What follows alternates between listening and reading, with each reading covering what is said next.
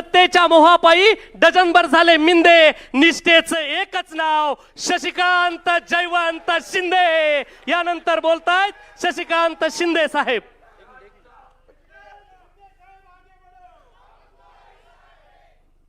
राष्ट्रवादी शरदचंद्रजी पवार पक्षाच्या आज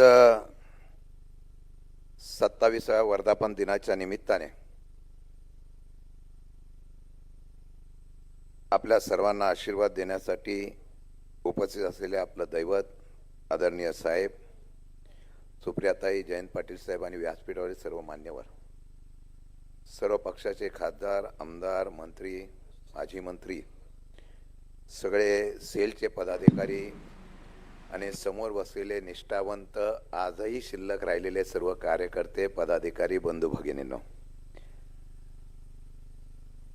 साहेब मी सकाळी वर्धापन दिनाच्या निमित्ताने झेंडावंदन करायला गेलो होतो. एका चॅनलवाल्याने मला विचारलं पक्षाची पुढची भूमिका काय असणार आहे. गेल्या वर्षभरातला आढावा घेतला तर अनेक लोक पक्ष सोडून गेले. अतिवृष्टी झाली, महानगरपालिका, नगरपालिका, जिल्हा परिषद, पंचायत समिती, नगरपंचायत या निवडणुका लागल्या. त्यानंतर आपण जिल्ह्याला फिरायला सुरुवात केली. वरती नेता कोण नव्हता. इथं डोबळे साहेब ज्येष्ठ बसले, ढाकणे साहेब बसलेले आहेत, देशमुख साहेब बसलेले आहेत, राजेश भैया वगैरे, विद्याताई, बरेच निष्ठे ज्येष्ठ नेते आहेत. ते वरिष्ठ पातळीवरचे नेते राहिलेले नाहीत. राहिलेले फक्त निष्ठावंत फक्त या व्यासपीठावर आणि समोर आहे, जे आजही फुटले नाहीत आणि ते प्रामाणिकपणाने साहेबांवर हीच आमची जमेची बाजू आहे. मी ज्यावेळेला फिरत होतो तर दुसऱ्या तिसऱ्या फळीचे कार्यकर्ते भेटत होते, जे आज समोर आहे. आजही त्यांच्यामध्ये लढण्याची जिद्द आहे. एकच उमेद आहे, माझा नेता बरोबर असल्यानंतर मी आहे त्या अशक्याला शक्य करू शकतो. हीच उमेद आमची आजच्या वर्धापन दिनाची आहे. अजितरावांनी आहे, एकटा शिलेदार लढला, जितेंद्रजी तुमचे शिलेदार लढले. हार जीत होत असते. भावनाताई इथं आहे, पैसेवाला असलेला आमदार असताना सुद्धा भावनाताई नगराध्यक्ष होते, ते हा चमत्कार त्यात दाखवू शकता. अनेक घटना आहेत. कार्यकर्त्यांनी जिद्द हरली नाही. काही लोक डळमळीत झाली, कार्यकर्ता आजही विश्वासाने लढण्याच्या तयारीत आहे. अमोल कोल्हेंनी उल्लेख केला. अमोल कोल्हे साहेब, तुम्ही एक संभाजी महाराज केला आणि महाराष्ट्राच्या असलेल्या तरुणांच्यावर गारुड केलं. तुम्ही खासदार झाला, आज ज्योतिबा फुले करताय.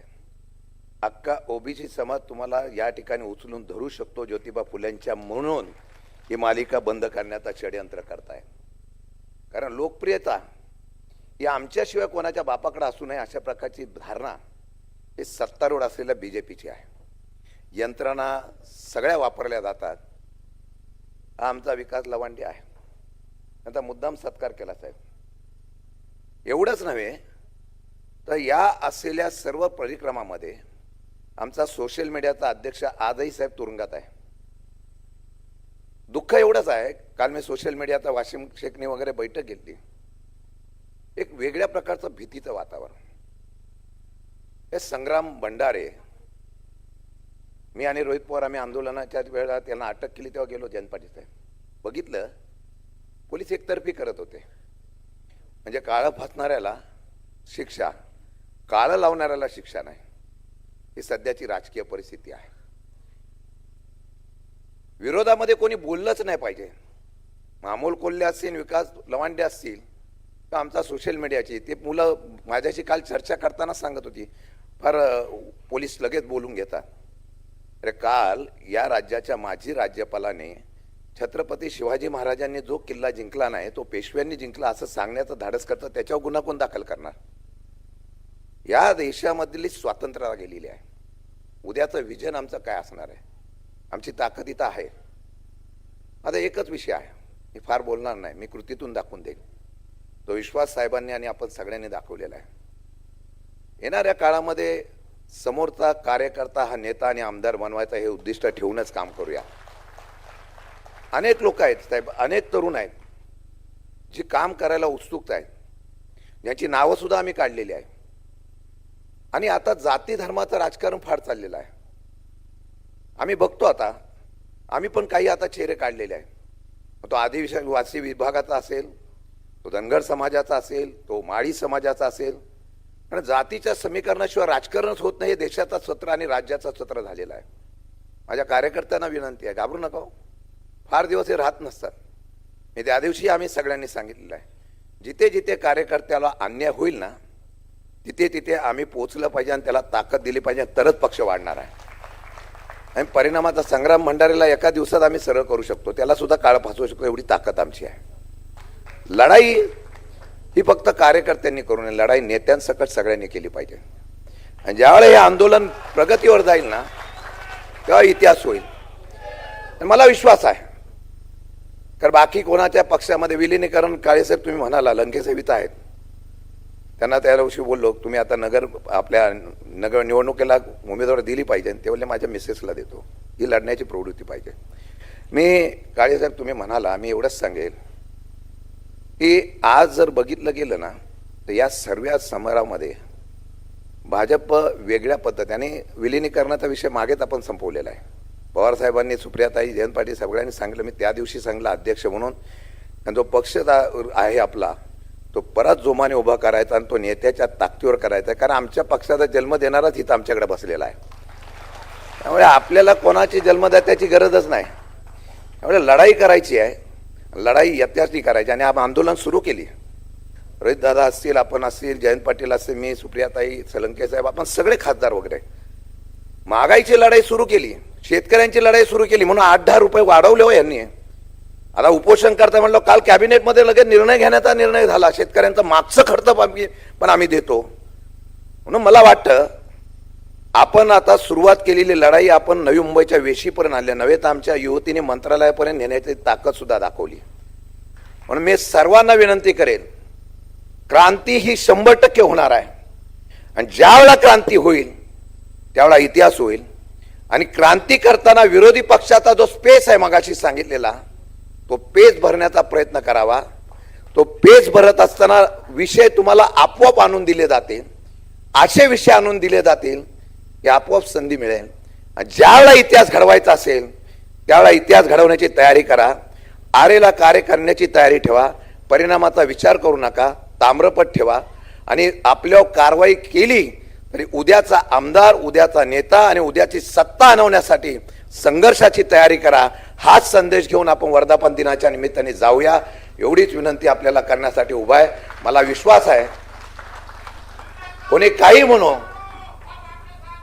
म्हणो, पण धुरंधर आमचा स्टेजवर आहे. आणि म्हणून मी एवढंच आपल्याला सांगतो, आजपासून उद्याच्या संघर्षातून विजयाकडे जाण्याची आपण सुरुवात करूया. ताकद देण्याची जबाबदारी आमची असेल.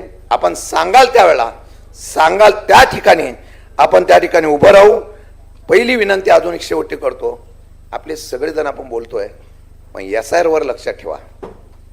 1 कोटी नावं कमी करण्याचा प्रयत्न होतोय. आपण युद्धात हरत नाही, तहात हरतो. माझी विनंती आहे प्रत्येकाला, ज्याला निवडणूक पुढची लढवायची आहे, आणि साहेब आपल्या साक्षीने सांगतो, सत्ता तुमच्या आशीर्वादाने परत येणार. आम्ही सगळे कष्ट करू, पण ज्यावेळेला सत्ता येईल त्या उड्या मारणाऱ्यांना फक्त संधी देता, समोरच्यांना संधी द्यायची, एवढाच विनंती आपण करूया. हा आत्मविश्वास उभा करू. आणि एवढंच तुम्हाला मी सांगतो, आत्मविश्वासाने सांगतो, SIR वर फार लक्ष ठेवा. मी आढावा घेतो तेव्हा सगळे बोलतात, परंतु अजूनही आपण BLA नेमले नाही. कारण निवडणुका आता लोकशाहीने जिंकल्या जात नाही. निवडणुका धर्मवादावर, निवडणुका रणनीतीवर आणि निवडणुका स्ट्रॅटेजीवर जिंकायची ही भाजपची रणनीती आहे. आणि म्हणून आपल्या असलेल्या नावावर लक्ष ठेवलं तर उद्याचे आमदार, खासदार समोर बसलेले होतील. आणि मी खात्रीपूर्वक सांगतो, हा असलेला लावा आहे तो उसळणार आहे. तो 2029ला 100% उसळेल. अमेरिकेच्या असलेल्या ट्रम्पने काय बोललं, कारण आंतरराष्ट्रीय स्तरावर आम्ही सर्व संपलेलो आहोत, कोणाशी चांगले संबंध राहिलेले नाही. बेरोजगारी, महागाई वगैरे अनेक प्रश्न आहेत. आणि साहेब मी अभिमानाने सांगेल, छोट्यातला छोटा कार्यकर्ता सुद्धा हा तालुक्यावर जाऊन आंदोलन करतो. हे माझ्याकडे रिपोर्ट येतो, मी आंदोलन करण्याची दखल घेईल आणि त्या आंदोलनकर्त्याला पुढे ताकद देण्याची जबाबदारी अध्यक्ष म्हणून माझी असेल, हा विश्वास देतो. इतिहास घडूया, साहेबांना शब्द देऊया. आजपर्यंत तुम्ही पक्षासाठी आणि नेत्यांना वाढवलं, आजपर्यंत आम्ही आता तुमच्यासाठी करतो आणि तुमच्या स्वप्नाचं परत महाराष्ट्रामधलं पुरोगामी सरकार उभं करू, यासाठी अहोरात्र कष्ट हो. हाच संदेश घेऊन विजयातून, संघर्षातून विजयाकडे जायचा संकल्प घेऊन काम करूया. मी तुमच्याबरोबर आम्ही सगळेजण असू. जय हिंद, जय महाराष्ट्र. धन्यवाद.